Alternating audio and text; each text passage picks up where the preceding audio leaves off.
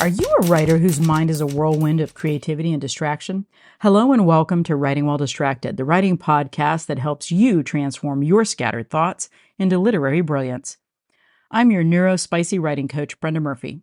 For writers of all kinds, but particularly those dealing with distraction and mental health issues, on this podcast you will hear positive advice for staying focused amidst the chaos of your mind, along with writing tips to help you find your stories beginning and use your strengths to get to the end of your novel. Because here, creativity thrives in the midst of chaos. Stay tuned as we talk about your first draft, what it is and what it isn't. Welcome to step 4 of writing a book. And if you miss the other podcasts in the series, I'll link to them in the show notes. Your first draft is just that. It's a draft. It's not a final product. It's not something you want to show to everybody, and it's not anything more than you telling yourself the story that you've had in your head for the first time. As it is a draft, it's allowed to be messy, to be absolutely ridiculous and poorly worded. It's okay if it doesn't flow. It's okay if it doesn't make sense. It's okay if your dialogue is stilted and just horrible. It's okay if you feel like a kid with a crayon could do a lot better. Because the entire point of a first draft is to get your hot mess of a story out of your head and into some tangible form, either on paper or into your computer or wherever you do your first draft. Many people get stuck and never finish writing their book because they try to edit their draft while they're writing it, and they never progress beyond the first 20 pages. I know people like this. People who have edited their first chapter at least 230 times. They're the same people who've been writing the same book for the last 15 years and haven't progressed any more than the first chapter. They've not written a book, but they have a hell of a first chapter, never arriving at a finished project. And they're also often the people who get a request from an agent based on their bangin' first chapter for a full manuscript, and then they're unable to take advantage of the agent's request and lose out on a chance for representation. And that just breaks my heart. It makes me so sad. Their book, their marvelous book they have in their heads is in limbo because they're stopping themselves. They have this idea. They have to get the first chapter perfect before they can move on, and they end up stuck in an endless loop. And this is a particular problem for people with anxiety, for people who struggle with perfectionism, for people who've made many mistakes in their life due to being non-neurotypical, that they are fearful that they're going to blow it, and so they keep trying to make it perfect so they don't screw up again. And in the process, they keep themselves stuck. So I'm going to offer some ideas and ways for you to get out of that loop. I know for some people, editing as you write is just how they're wired. And that might be you. And it's okay if you put limits on it. If you say, I'm going to edit this chapter X many times, say twice, and then I'm going to move on to the next chapter. Give yourself a limit, a hard limit, and stick to it. Honor it. The thing is, it's a draft. And as a draft, it is always possible to improve a bit of writing.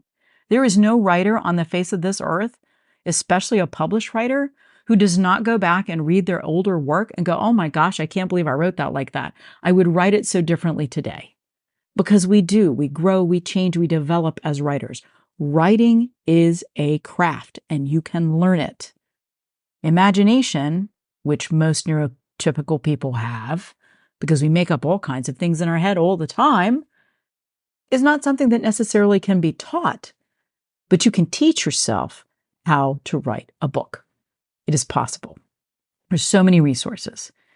And this resource today is going to tell you to not stop yourself striving for perfection in that first draft until you get the entire draft completed.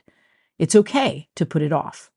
You may think that I don't know what I'm talking about, or you might be saying to yourself, oh yeah, sure, that's fine for you, but I could never move on until I know the chapter, scene, or paragraph is perfect.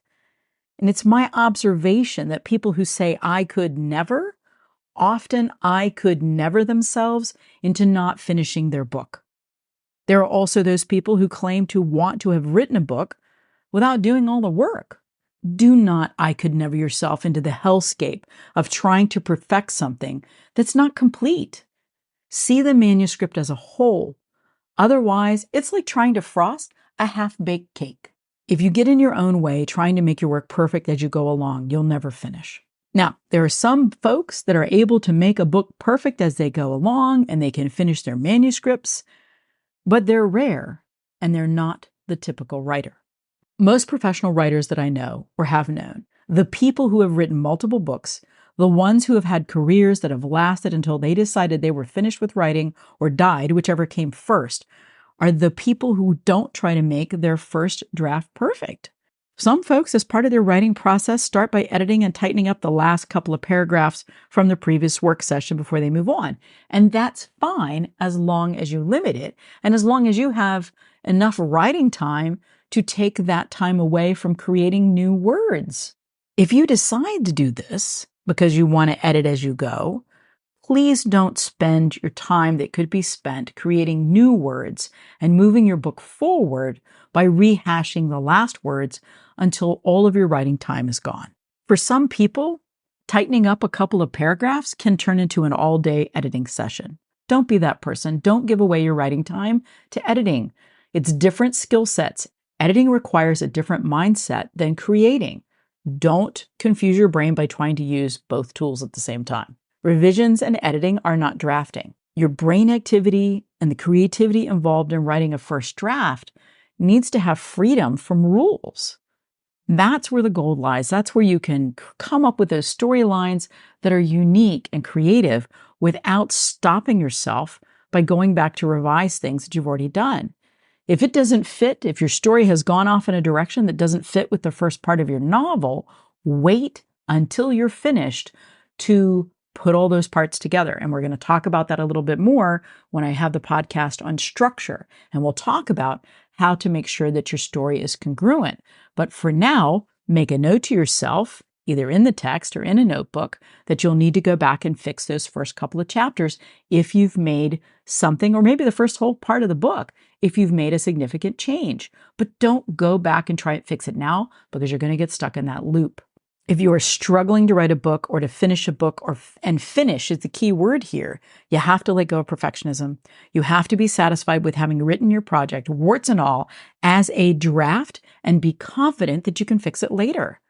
As the very famous bit of writing advice goes, you cannot edit a blank page.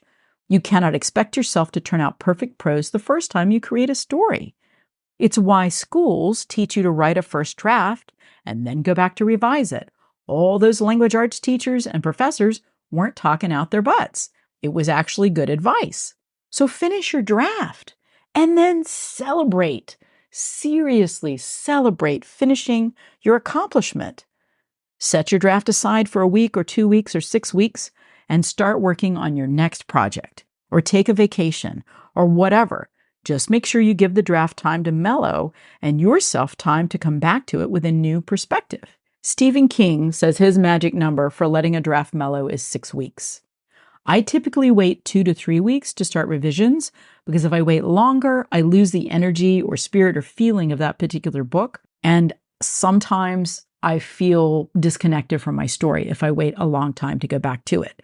Experiment with the length of time that you let your drafts mellow and find what works for you.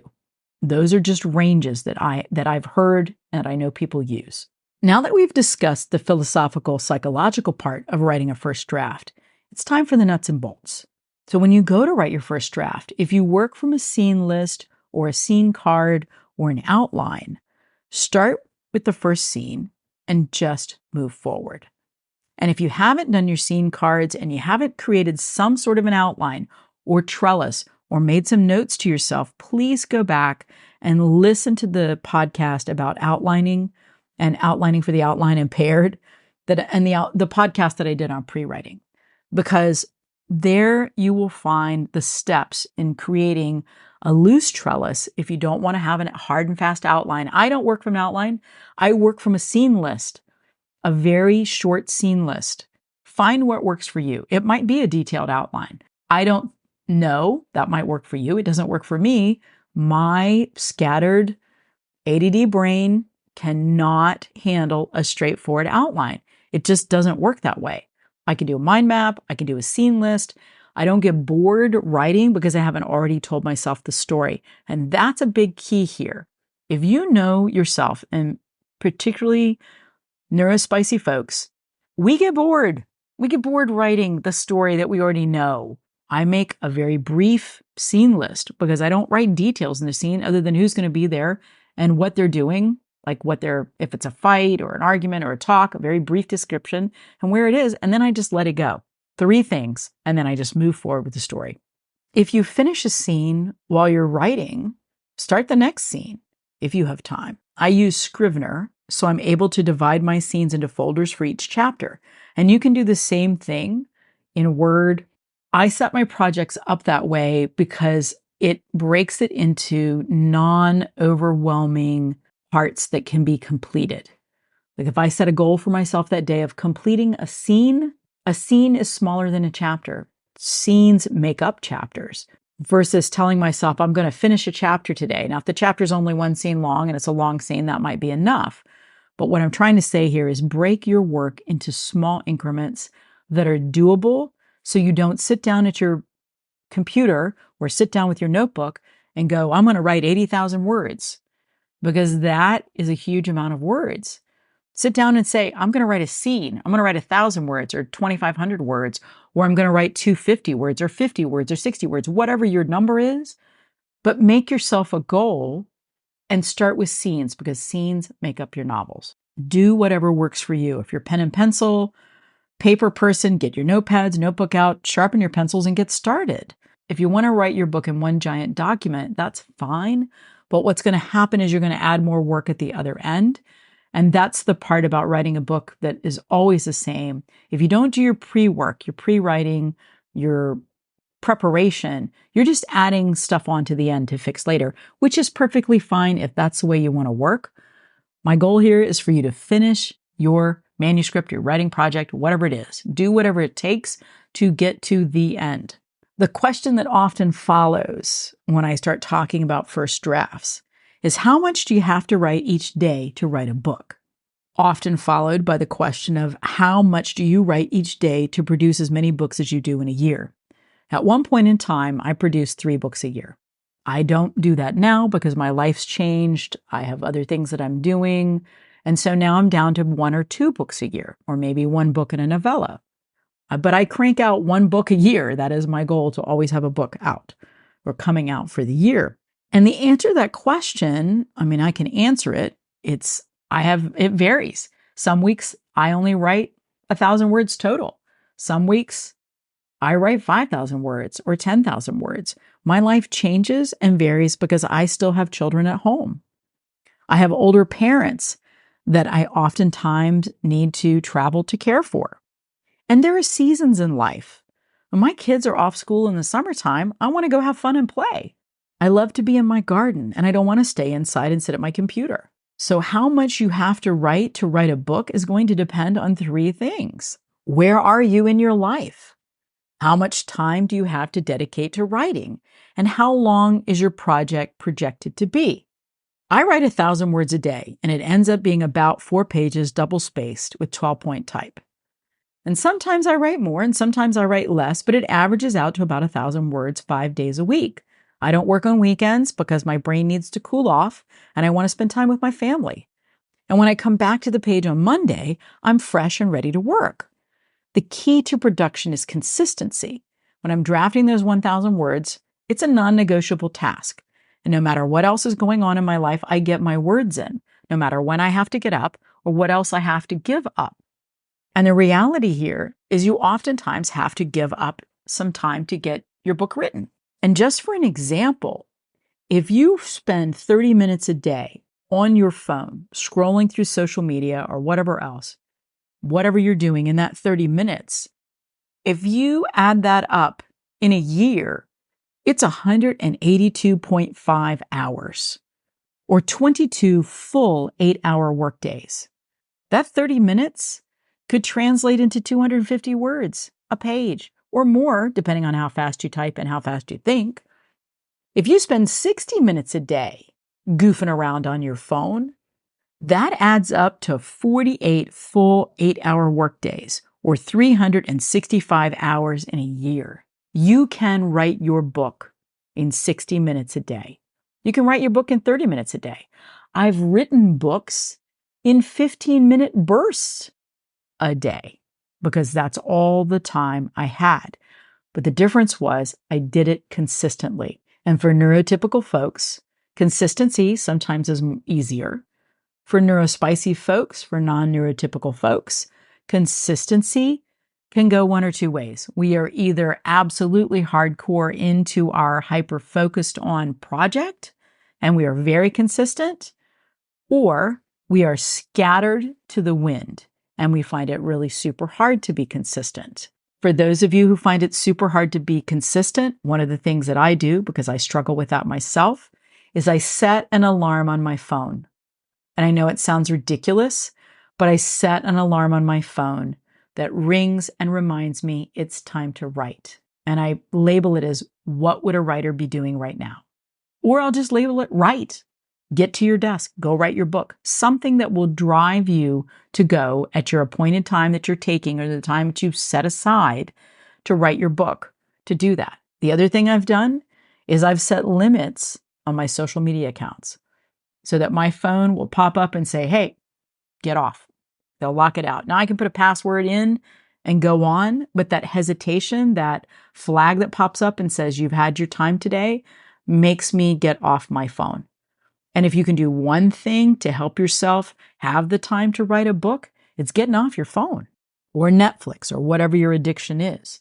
If you spend 90 minutes a day watching Netflix or TV or whatever streaming service, that adds up to 68 full 8-hour workdays, or 547 hours a year, and I know you could write a book in that time. So don't do that to yourself. Don't sabotage yourself by giving away your time to things that don't make a difference in your life. Social media really doesn't make a difference in your life. Let it go. Neither does watching whatever you're streaming, you're obsessed with right now, or whatever thing it is you're doing that is not productive. And I'm not talking about a hustle culture or being overly productive or focusing on that. But the honest truth about writing a book is that you actually have to write the words, not talk about it, not dream about it, not imagine about it. You actually have to put words on paper or into your computer to write a draft. And that is the truth. There's no easy way to do it. There are folks that write every day, and it's awesome for them. And some folks write all day long on Saturdays and Sundays because it's the only days of the week they don't work. Or maybe they have a varied schedule, and on any day that they have off, they spend time writing. When I was working 12-hour shifts at the hospital and had an hour commute on either end, I didn't write anything on the days that I worked.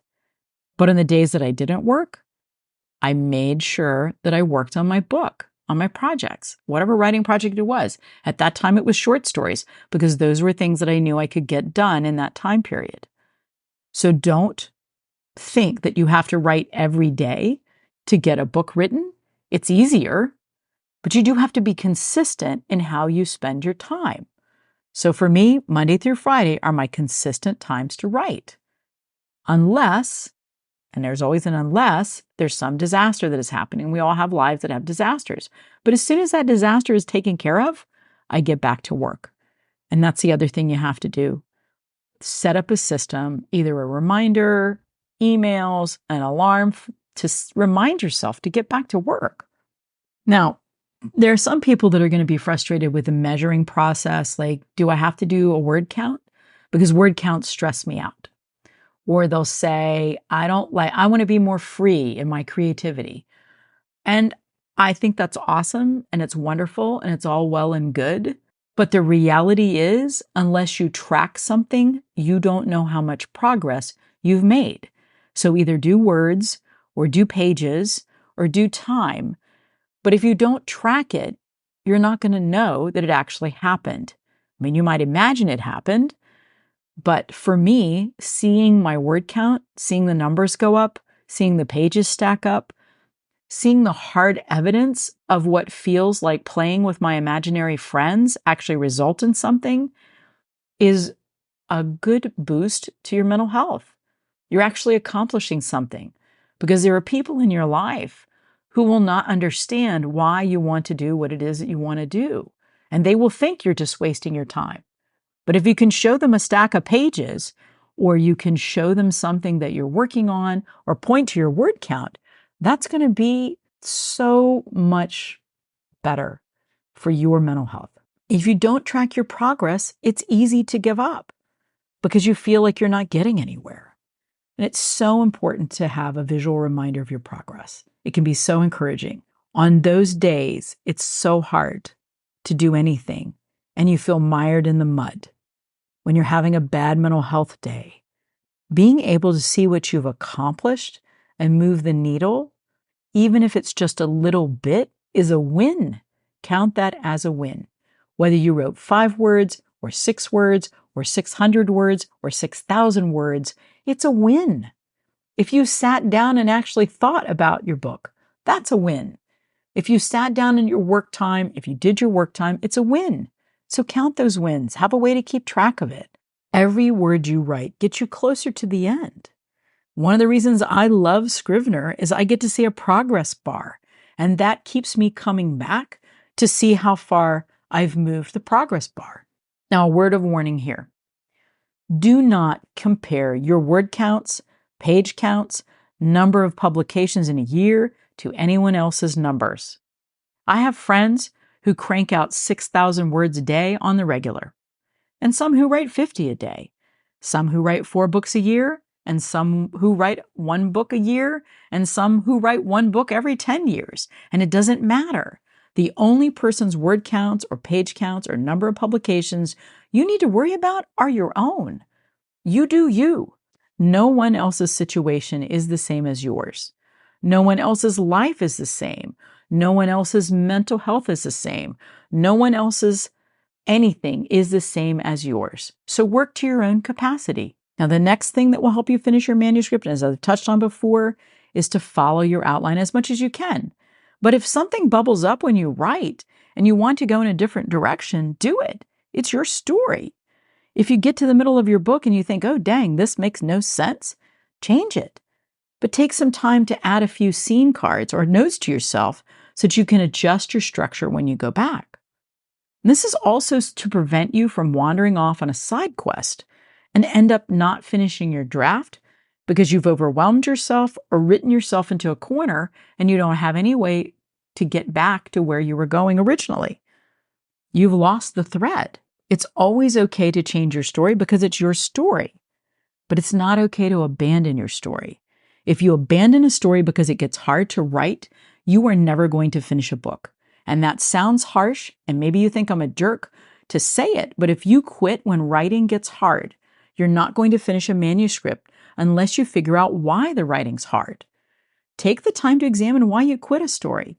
Is it hard because you're writing about something that's really tender? Did your last book do really well, and now you're afraid this book will not be as good? Did your last book get harsh reviews, or maybe it was rejected and you're afraid to try again? Is your story bringing up all kinds of feelings you don't want to deal with? Maybe you're embarrassed by what you're writing. Get a separate notebook out, get your journal out, and examine your feelings. Mine your reasons for emotions. Dig deep and examine your resistance to finishing your story. As a neuro-spicy person, one of the best things that I've learned over the years is that if I am resistant to doing something, I usually have a reason. I may not be conscious of what that reason is, but if I keep procrastinating and I keep resisting doing something, there's always a reason. And I need to sit down with my journal and sit down and ask myself all the what the heck is going on questions and the why don't I want to do this. And in fact, I usually title the page, Why I Don't Want to, and fill in the blank. Use that. Use those skills. Use that as a bit of tool that you can use to help you finish your draft. Use the information that you find to get through your creative block. I have a workbook on creative block, writer's block, and I'm going to link that down in the show notes. It's a free workbook, but again, it will help you work through some questions. If you're having writer's block, if you've given up and abandoned a book or abandoned your story, that will help you hopefully get back on track. Particularly if you're struggling with writer's block, write down why you don't want to write. Write down why you can't write and what's keeping you from moving forward. Go back through your list of what's stopping you and solve and address them one at a time. If you're struggling with creative block, again, I have a free workbook for you. I'm going to leave the link in the show notes. There is always a way out of block. It may take time, but breaking creative block is possible if you're willing to work through what's stopping you. And they can be little things or they can be big things, but until you know what the things are, you can't fix them so you can get back to your draft. Finishing your first draft is essential. So keep going. Finish it. Don't worry about how long it takes. Don't worry about the quality of your writing. Just finish the darn thing. And if you run into something you don't know while you're writing, put a note to yourself in brackets and keep writing. For example, if you can't remember the dog's name, or if you don't know if matches existed during the time period your story's set in, or if you haven't sorted your magic system, just put a placeholder in there and come back to it. Don't interrupt your flow to look something up. Flow is a magical state. So stay in it as much as you can. You'll have time to sort all the things you don't know when you do revisions and editing. So for each instance of brackets, you'll be able to make a list of everything you need to research and decide. But for right now, get your story out of your head into some tangible format that you can edit. The only way forward is to finish your draft. It is the biggest stumbling block to becoming a writer, to finishing a book, finishing the first draft.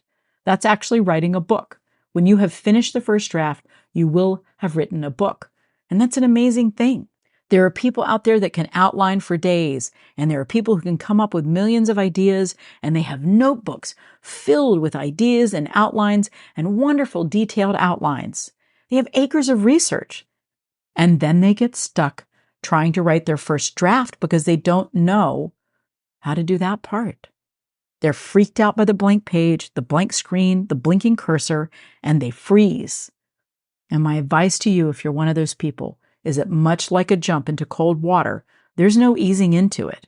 You have to jump in with both feet. Write the first few words. No matter how much your inner critic tells you your writing is awful, just keep going. Don't look back and keep writing. If it's too hard to start with the first scene, start with the second scene. Jump in anywhere you want. You can go back and write the first scene on a different day. Some writers always write out of order. They can skip around and write different scenes depending on their mood or time they will have to devote to a scene. I can't flit around to different scenes. My structure falls apart if I don't follow my scene card list. I get bogged down and it's that much harder to finish my draft. That doesn't mean you have to write your scenes in order. Because if you haven't been able to complete a manuscript and your practice has been to write scenes as they come to you, following some version of an outline might be what you need to finish your draft. I don't know what will work for anyone specifically, other than continuing to write until you reach the end of your draft. It does not matter if you get the words down on paper or get them into the computer. The only thing that matters is writing. Not talking about writing, not reading about writing, not dreaming about writing. You have to write to get it done. Writers write. No matter if they write 5 words a day or 500 words a day or 5,000 words a day, writers write. And it's what you need to do to finish your first draft. Don't put yourself out of the running by not even starting, or worse, by trying to perfect your first few chapters of your draft in an endless cycle of rewrites and starts. Give yourself permission to have a first draft that's a mess. It's raw, it's ugly, it's unintentionally comical. Acknowledge it and let go of perfection. A terrible first draft is better than no draft. A terrible first draft can be fixed, and you will fix it. Trust yourself and trust the messiness of the process. Don't quit. When you have finished, set your draft aside and celebrate. You're amazing. You've accomplished what 80% of folks say they want to do and never do. Give yourself the biggest celebration you can. Go all out. You can do this. I believe in you. So keep writing. Keep going.